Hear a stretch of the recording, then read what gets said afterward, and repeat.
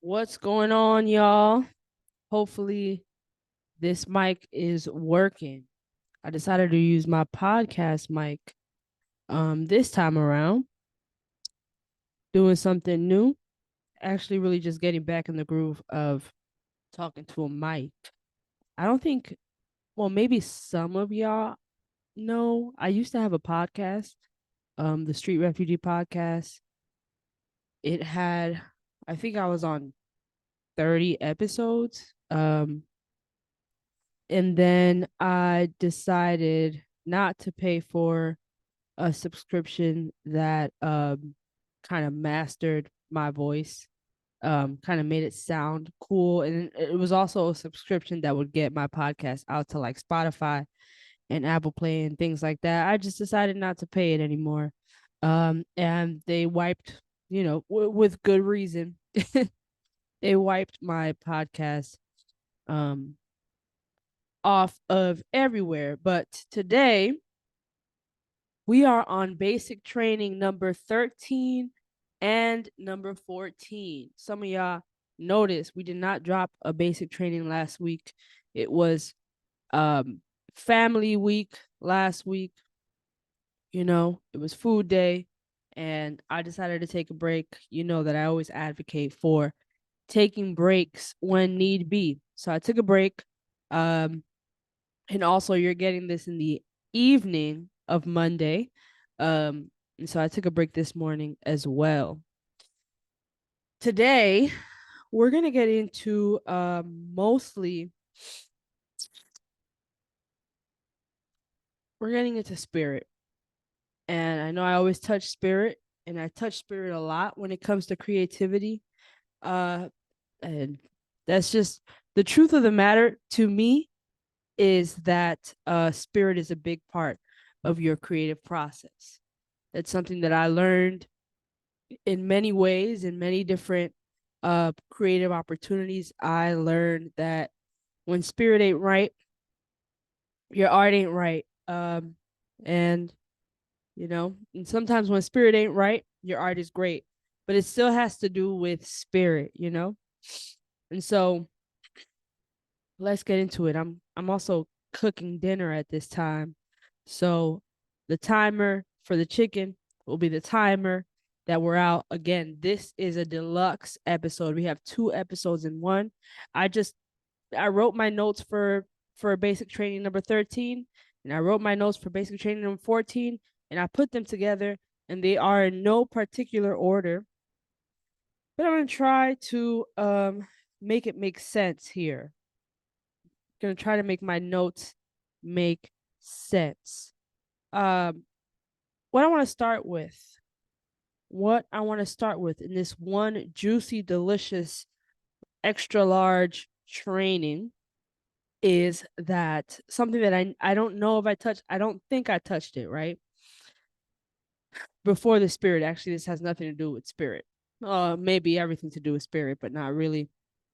Is that you need to get into a space of abundance and get out of the space of scarcity. Okay. So you need to start asking yourself, if you don't have a roof over your head, and if you don't have clothes on your back, and if you don't have food in your stomach, you need to start asking yourself, what do you need to do to survive? Okay. Because that starving artist thing is not cool. And the people who coined that term weren't exactly starving. I went to college. I went to the School of Visual Arts, which is said to be one of the best art schools in this country, right? And a lot of the students that attended would always say things like, I'm a starving artist, but they had money. They had a roof over their heads. They never had to struggle with housing. They never had to struggle with getting food. In fact, their parents were paying for their tuition and then some, you know. But it was cool for them to say starving artist. I don't want it to be cool for you and me to say starving artist, because when you and I say starving artist, we mean something different, right? It's not it's not cool to us, right? When you come from scarcity, when you come from uh housing and food insecurity, this isn't something to play with. So if you are somebody who is struggling, I urge you to try to find out, do some research, get a friend to help you, ask a close relative to get you somewhere where you aren't in scarcity, where you are fed, housed, and clothed. Okay, that's first and foremost. And I personally am somebody who comes from a background of housing insecurity. I come from a background of food insecurity, and I always had clothes to cover my back. Um, although some kids didn't think they were good quality clothes, it doesn't matter. I had clothes on my back, right? So that's first and foremost, right? What do you need to do to survive right now? Me right now, personally, I need to make more money. I have a great roof over my head and I would like to keep it that way. So I started calling friends. Like I called my friend Jamel. Shout out to my friend Jamel, who is an artist and also lives here in Georgia. I called him up today and I was like, "Hey, I need I need a job that pays higher. Can you help me?"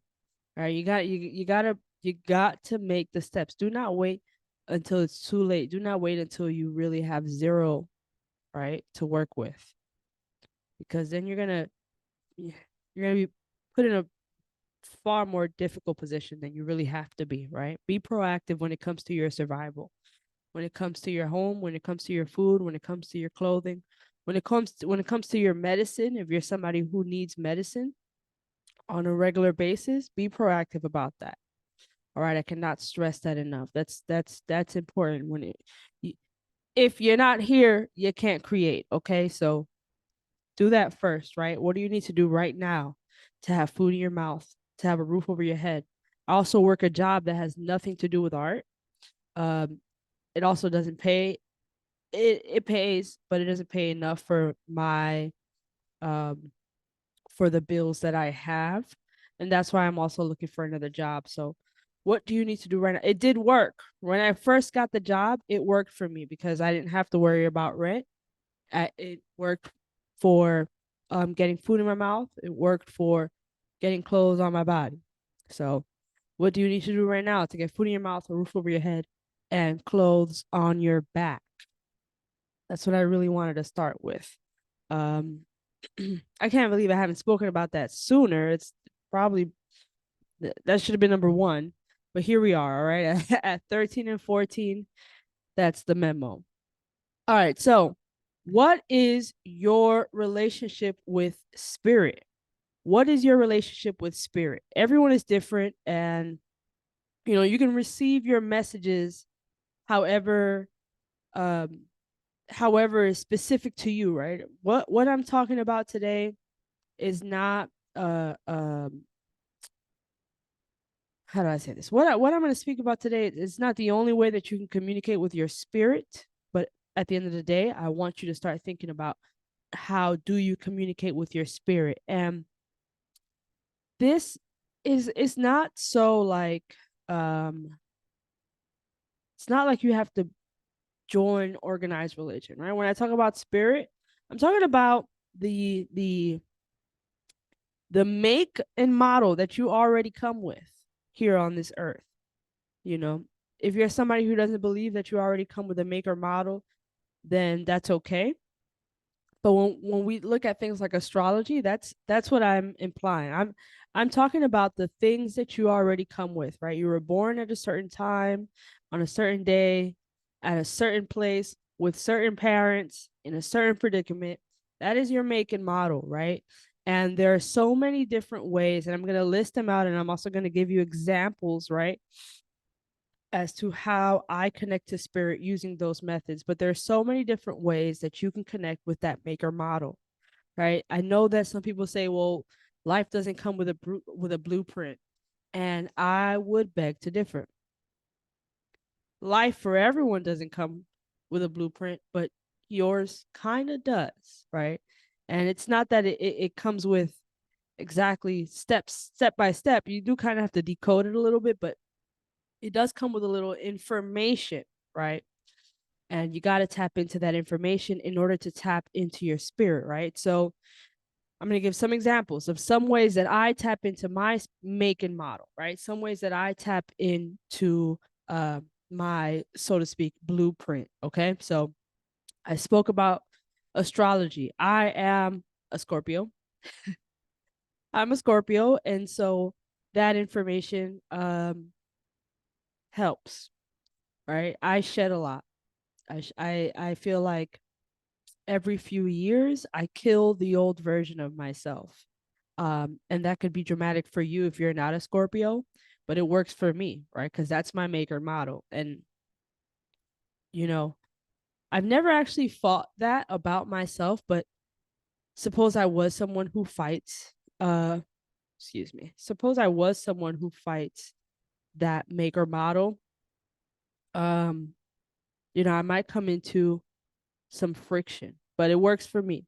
It works for me to kill the old version of myself every few years. It works for me. And it's not that I'm forgetting who I am entirely. It's just um that's something that I need in order to move forward, right? You might be a Taurus, right? I hear that Taurus is, and I'm not a Taurus, and I don't really have many Taurus placements. I know that we all have each sign placed somewhere, but I don't have that many Taurus placements. But if you are a Taurus, you know, I hear that eating and sleeping is very important for you to connect to your spirit. I don't know if you're a Taurus. Is that true? I don't know how many of you are Tauruses. Actually, I just picked that out random. Um, but yeah, astrology is one way that I connect to spirit. Is one way that I connect with my maker model. Right. Human design is another way that I connect to spirit. If you're not familiar with human design uses astrology, but it also uses other methods to um, help communicate your maker model, right? So I personally, I am a 4-6 reflector. You get a number and you get a human design type. So I'm a 4-6 reflector. And reflectors are, to be said, like 1 or 2% of the entire world. Um, and that explains why I might feel like not a lot of people might get me. That's a real feeling that I felt even before I found out I was a 4-6 reflector, right? Also reflectors can be a little bit of a sponge because we're reflecting, right? And so, and what I mean by reflecting is like, yeah, well, we're thinking, we're deep thinkers, but also we have a tendency to reflect back to you what you showed to me. So I I noticed that about myself before I found out I was a reflector. When I meet people, I have a tendency to give back to them what they give to me unintentionally. It's just I kind of mirror. I kind of mirror in a way. And that's just something that I've always done. And that's something that I did used to fight, right? Fight. But what I mean is that's something that I didn't accept before learning I was a reflector. I thought that was kind of weird. Like, why am I mirroring? Why am I mirroring this? Um, and then after learning, like, oh, that's part of your make and model. I learned to use it to my advantage, right? I can be around people. I can read certain books that I want to mirror, right? Because it's easy for me. Um, so that's one way. Meditation. Now there's also action. So there's like there are things that are already put in place like astrology, human design, and then there are also actions that help you get close to your spirit. So some actions that I like to implement in my daily life that work for me, that work for my maker model are things like meditation. Meditation works for me. There's a voice, there's an internal voice. And not everybody has this. And I learned recently through an Instagram reel like a few months ago that not everybody has this, but I have a voice inside my head. I can hear my own voice inside my head, right? And so when I meditate, I'm not necessarily silencing that voice. I'm actually, and I don't know if this is something, I don't know if you're a meditator, if this is something that happens to you. I'm actually letting that voice speak, right? Without controlling that voice. And that voice will tell me things. My own spirit will tell me things that I I can't hear when I'm preoccupied with tasks, right? So I meditate to hear that voice a little clearer. But some people use sports. I've heard people say that things like sports or the gym helps them get clarity, right? And I think the gym sometimes works for me, but that's not something that I have tapped in really that I've tapped into. Um and then there are things, so going back to things like astrology um and human design, um there is also things like certain practices, spiritual practice, right? So I practice Ifa. I've said this a lot of times. And I'm actually going to go in depth about how that helps me with my spirit, right? How that helps me. And I know I'm moving the mic a lot. Um, Looking for a comfy spot. Sorry if it's distracting. For some people, for some spirits, a lot of movement can be distracting. So I want to be mindful of that. But so then there are things like Ifa, right? So when you practice Ifa, they give you something called an Odu, which is like the name of your make and model. Everyone has one, right? According to Ifa. It's kind of like our uh Akashic records. But I don't want to compare the two because they're not the same.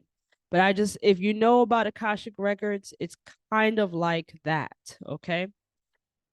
So in Ifa, they give you an Odu, and based on your Odu, you get information that will help you in your mission here on this earth, right? And there's also this belief that you do have a mission on this earth, right? That you were put here with a gift, every single person, right? And whether they use that gift for better or for worse, you still have that gift, right? And there's no also there's no belief that people are put here to destroy. Ifa is a very um it's a practice that's very in unison with nature. Um and good character. And so, no one has a gift to destroy the world, Maybe you will have a gift to change the world, but it's never like malicious. And so you get an Odu, and you also get guardian Orishas. So that's another bit of information. So you get an Odu that's like your a little information about your make and model. And I'll give you an example without going into depth about my own Odu. But like, let's say some Odus will say, like, how to this is actually a little hard without actually I'm scratch that. You get I'll say this. You get an Odu, and that Odu has parables. Is that the word? Parables? That Odu has certain stories, okay, so to speak. And you read the stories to your specific Odu to get the information that will help you in your path, in your specific path. Just like when you read astrology or you read human design, you read that little bit that will help you with your path, right? Um, and then you get guardian orishas that help you with that path. So you get spirit guides that are assigned to you because it's something that you need. It's not necessary, they aren't necessarily assigned to you because you take on their characteristics, although sometimes it works like that. um they're actually more so assigned to you because it's something that you need, right? And so let me just break down guardian orishas, right? So, and I'm going into depth because this is what I use, right? Not necessarily because I want you to practice this, right? But I want you to see how it works for me so that when you find your thing, um, you know, you can kind of see why it would work for you, right? So there are guardian orishas, right? And these spirit guides, so to speak, they live within your body, right? You pray to them, I guess, externally, but you work with them within your body. So there's guardian orisha like Eshu, right? Eshu lives in the nervous system. Eshu lives specifically right here. And what I love about Eshu, well, there's also different Eshus, but what I love about this specific Eshu that I'm speaking of um, is that they often call that area, or they call him a trickster, right?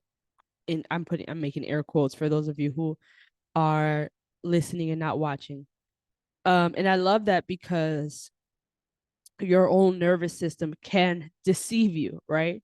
And so you pray to him for clarity, and you ask, and I'm saying him, but honestly, a lot of these orishas don't have sex or gender.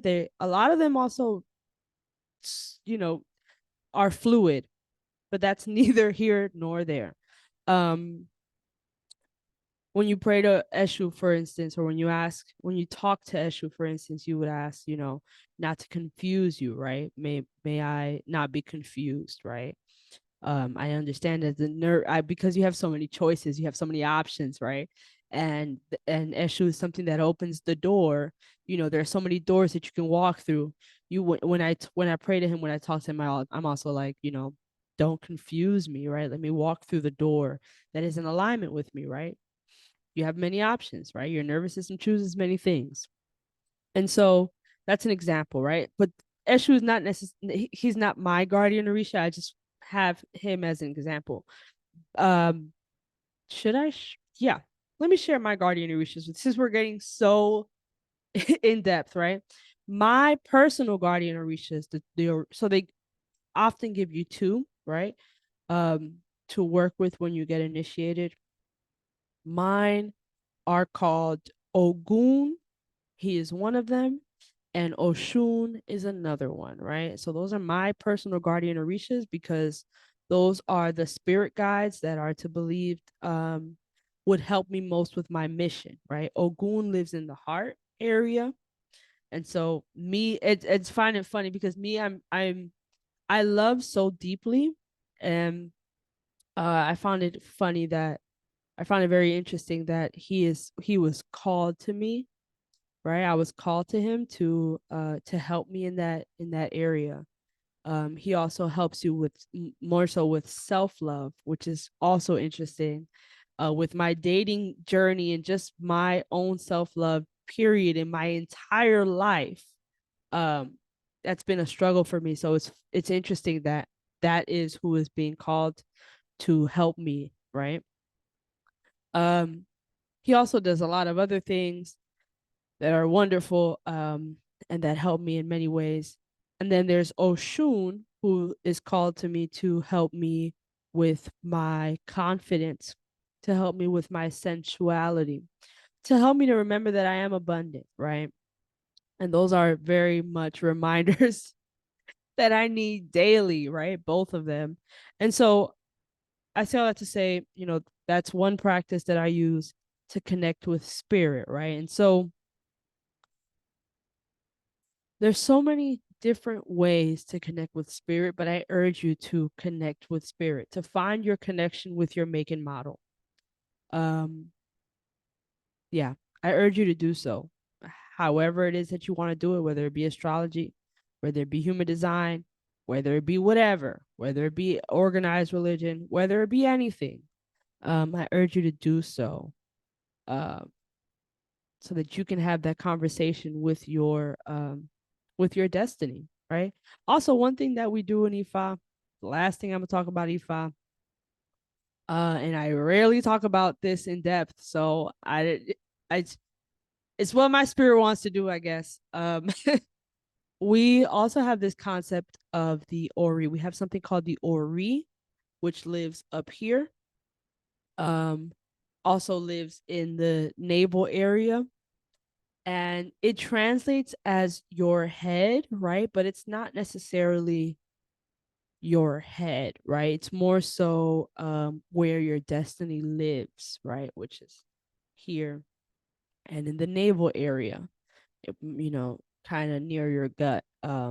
And you, me, I pray to my Ori when I wake up in the morning because it is said to believe that your Ori already, because your Ori chose this path, your Ori knows um more or less what is in alignment with you. So I take some time in the morning and I hold my head, some time meaning a few seconds, right? But this is also a practice that I do to get connected with my spirit.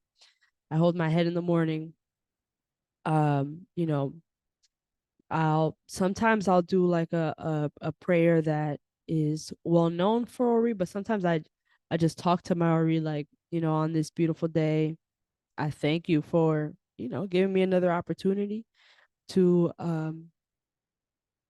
to try again towards my destiny, and I would like X, Y, and Z to go well. And, I set an intention pretty much. That's setting an intention, right? And so I say all of this because I mentioned the Ori also because you can just be somebody that sets an intention, right? Setting an intention is just saying out loud what you want the universe to deliver to you so that it can deliver what you want to you, right? So that's that. I really need you to connect to your spirit. That's very important for your creative process. However you choose to do it, um, it's there for you. It is there for you. You do not have to struggle, okay? You do not have to, go a lifetime of blind movement. You can find the things that work for you, and there are some tools available to you. And we're very lucky to live at a time where there are tools available to us. All right. Another thing I want to talk about. How are you caring for your body? At the very beginning, I said, if you're not here, you can't create. And it's something that how do I say this? It's something that I struggle with. I'll say that. I struggle with taking care of my body. Um, because I did not come from a family who took care of their body, right? And while that is understandable, and I'm giving myself grace for that, I want to be better than those that came before me, and not better in a like I'm better than you. But I want to learn from the mistakes that came before me, right? I want to look those illnesses that have come to my family, and I want to make sure that they don't come to me next. All right. So how are you caring for your body? you know, so that you can not only be here to create, but so that you can be here to receive the fruits of your labor. All right. It's going to be time that you're going to be creating, but there's also going to be time that you're going to be, celebrating all that you've created. You want to be here for both. All right. So that's kind of short, but, how are you acting in the ways that, that helps your body stay here for you to do what you need to do and to celebrate doing what you're doing. Um, I also wanted to bring up, and I just noticed we have like 7 minutes left. Um, how are you acting in the way? And this one might piss you off. This one pisses me off sometimes when I think about this and creative process, right? How are you acting in the way to tell your own spirit that you're ready? What does that even mean, right?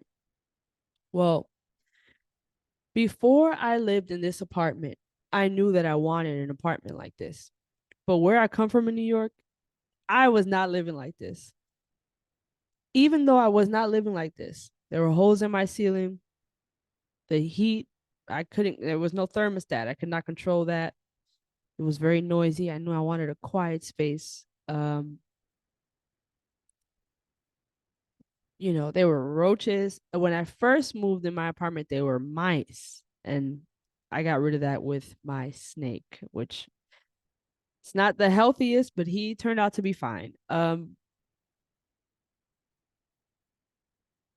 Even though I wasn't living where I lived here, I still treated my home with as much as respect as I would this home, meaning I still cleaned up, and it took me a while. At first I wasn't, but after some time I still cleaned up. I still took care of my home like I were this one, right?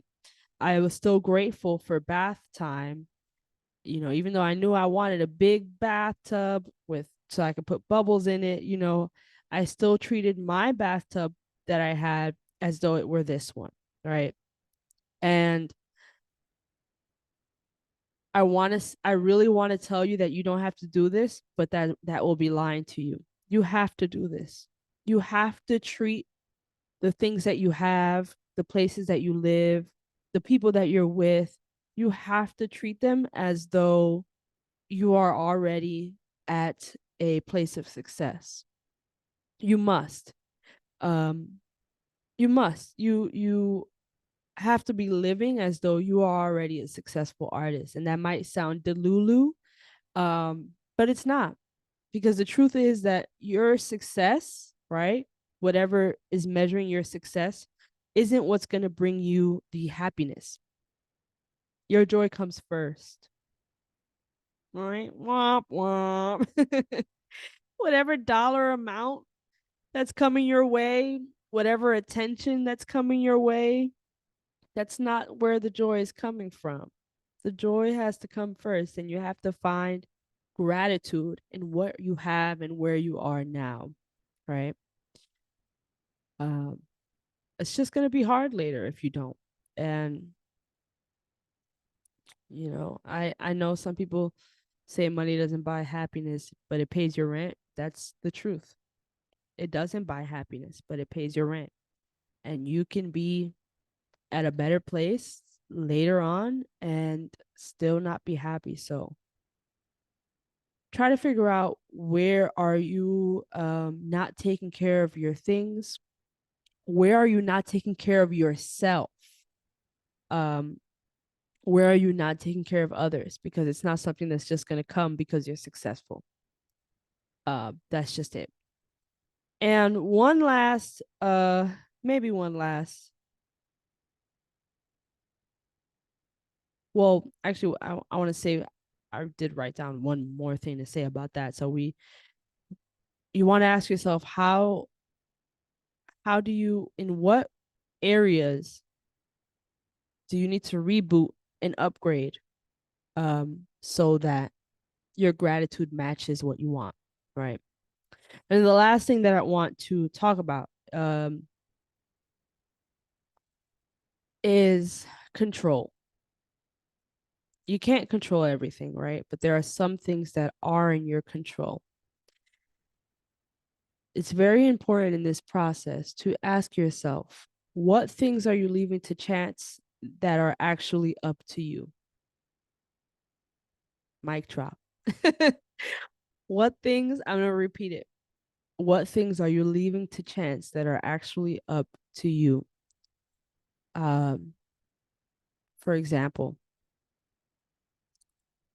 I have been wanting to build something since 2017. And sometimes I act on it, and sometimes I leave it to chance. And then sometimes I'll act on it, and then sometimes I leave it to chance. And then I'm frustrated. Why haven't I had it yet? Why isn't it happening yet? And it is because I'm leaving something to chance that is completely up to me. And if I keep leaving it to chance, it just might not happen, right? So, what are you leaving to chance that is actually completely all up to you? And I'm going to leave you all with that. This was a heavy one, a thick one. So, you're probably going to want to re-listen to this. I always want to hear your feedback. Take notes when it comes to this. I think this is probably the heaviest episode that we've had, for good reason. There were two in one. If you have to take notes, take notes. If you have questions, please email me at b@streetrefugee.co, the same email address that I email you this with. And until next week, peace.